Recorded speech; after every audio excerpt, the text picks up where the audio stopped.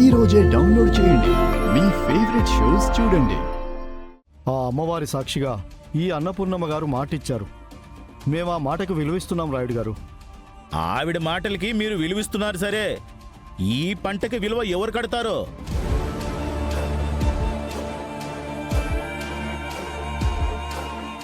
ఈ బాబే సరిపోయింది. మాటేమో ఈవిడిది, మూటలెత్తికెళ్ళేది ఆ కుర్రాడు. కత్తొకరిది నెత్తొకరిది అన్నట్టు నోటి మాటల్ని నమ్మకండి, నోట్లొచ్చే మార్గాన్ని నమ్మండి.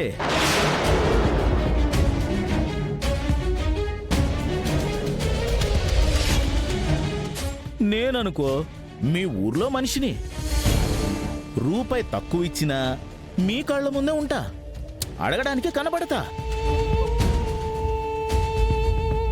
కానీ ఆ కుర్రుడు పంట తీసుకుని పోయాడా, ఇక పట్టుకోవడం కష్టం, అడగడం ఇంకా కష్టం.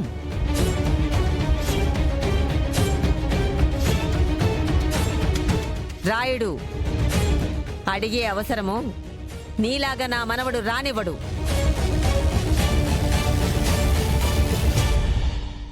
ఒకవేళ అలాంటి అవసరమే వస్తే? నేనున్నాను కదా, నాది పూచి.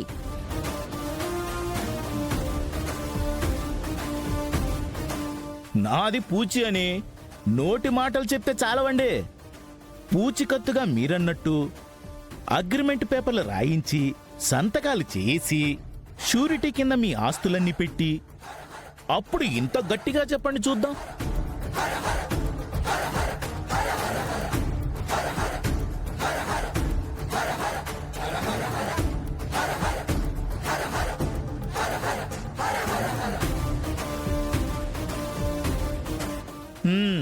చూసారా, నోటి వరకు గ్యాప్ లేకుండా చెప్పారు, నోటు దగ్గరికి రాగానే గ్యాప్ తీసుకున్నారు.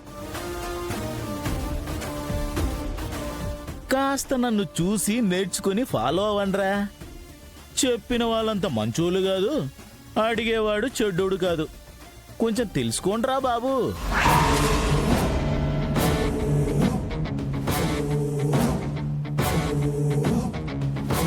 ఈ అన్నపూర్ణమ్మ నోటితో చెప్పినా, నోటు రాసి చెప్పినా ఒకటే రాయుడు. ప్రాణం పోయినా కూడా మాట తప్పకూడదనే సిద్ధాంతంతో బతికాను.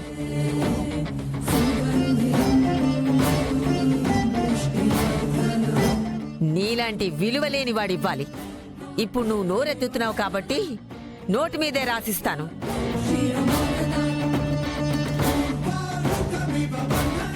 నా మనవడు రేపే అగ్రిమెంట్ పేపర్ రాయించుకొని వస్తాడు. పూచీకత్తుగా నా యావదాస్తిని ఉంచి రేపు ఇదే చోట మీ అందరి ముందు సంతకాలు పెడతాను. వస్తాను.